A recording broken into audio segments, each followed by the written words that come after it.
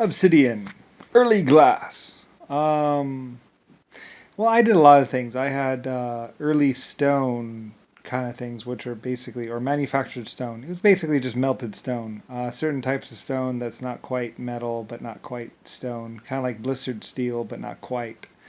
There's a state before blistered or something, something, something. It's a really rough. It's basically stone, pretty much, like melted stone, but harder than normal, harder than granite, or harder than most other things. I forget. It was one of those things I did, and then now it's like, yeah, whatever. Anyway, but Obsidian.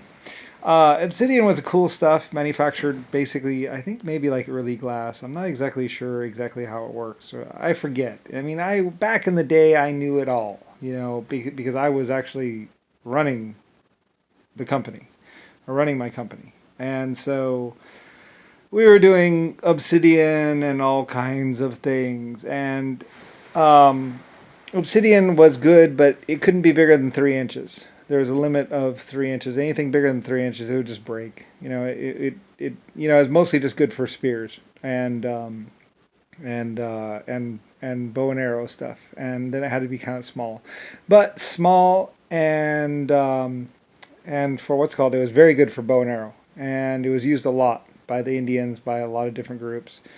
Basically, I was selling it, water wheels. Water wheels made it possible to sharpen obsidian and do stuff. They could, and the Indians actually chipped a lot of stuff too, and I kind of worked with them on that, and I was kind of part of them with that, chipping the obsidian. And then later on, the water wheels, you could just sand it or grind it or whatever. There's different processes to it, and I did them all. So, and I was like, yeah, that's cool, great. What else can we do? Anyway, I don't know. It's one of my projects. It was a long time ago. I forget all the details now, but I mean, it's one of the ways I was working my way up. I was like, working my way up to basically being a huge manufacturing person. And one of the things I did was manufacturing obsidian and trying to do that and trying to do that mass production style. And it was a pain, and it worked, but only mostly for just bow and arrow, or very small knives, like 3 inch knives. 2 inch to 3 inch was the maximum. Anything bigger than that, it just basically breaks. So I like, yeah, all right, oh well. But they were cool, and you can make bigger ones, and they look cool, and they do cut, but then they snap in half. So, oh well. Yeah, but inch and a half is basically what I did, or what we did. Later on, when it wasn't so big of a deal, a bunch of like 1970s, 1960s people jumped on the bandwagon and like had their own little water wheels doing obsidian. So it's kind of like yeah, well, all the new stuff isn't the real stuff. That's just basically people jumping on making these obsidian knives, which is cool. I mean, I loved it. It's great to see people like trying out old things.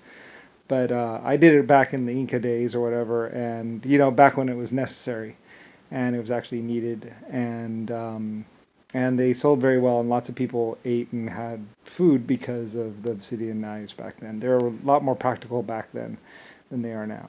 So, and I did it, and then I watched a lot of newer people go start doing these obsidian things, and it's like, oh, that's cool, that's cute, it's awesome. I tried to do the big 6 or 7 inch obsidian. Didn't work.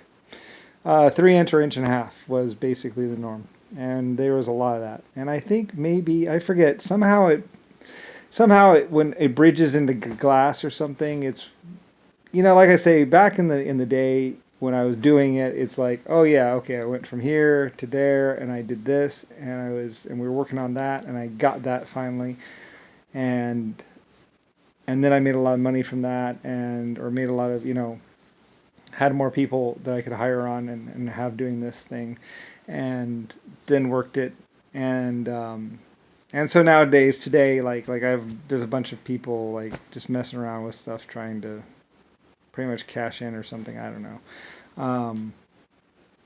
I mean, it's my legacy, so it was what I did. There should be there would have been some ancient tombs with a bunch of obsidian glass stuff in there and stuff like that, and also some of my other early knives locked away that were really, really, really old and are really old.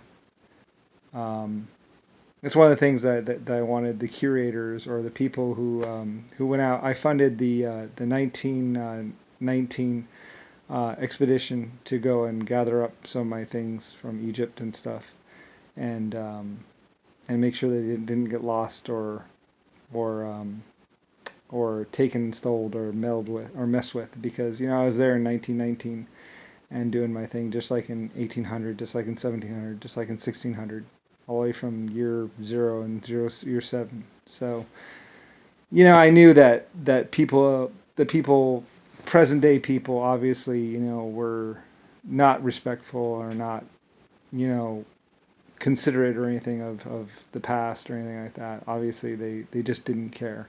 So so I wanted them all gathered up and stuff like that and put in museums where they would be protected and safe. Because I mean, a lot of kids today, they want to like grab the bank accounts and just run off with it, and or try and pretend like I'm this fake person or something. And it's like, that's not respectful. I'm sorry if I'm stepping on your toes or your grandfather's bank account that you want to suck dry, but anyway, there's a lot of disrespectful people that just run around. They didn't earn anything. They don't, whatever. Um, I mean, it's just total disrespect. But anyway, though, but I was back then, and I did all that stuff, and pioneered with people, and got the stuff done, and did the first early wagon wheels and water wheels and stuff. There's some respectful people, but I mean, anyway. Um, anyway, though, but yeah, it was different back then. But yeah, I did a lot of that. So, and made some money, and people got to eat mostly. I mean, technically, I became a rich man off of it, but it's like, people got to eat. That's what was important. We took down the buffalo. We took down some big animals with that. We got deer with that, and people got hides, people got clothes, people got things they really needed, and that's what it was about. Which is why I get so pissed off at these kids today, because it's like, now I was there and I helped people get what they needed. They survived because of me, and they respected me for that. And it was great. And then some 20-year-old present day kid comes along and it's like, I mean, sometimes.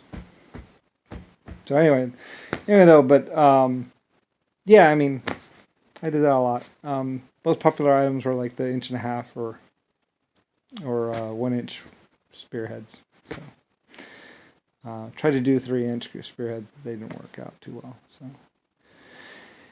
anyway, and a lot of my stuff had bone in it or whatever, bone handles and stuff, because they were hunting thousands of deer and making hides with them and clothes with them, so, and shoes.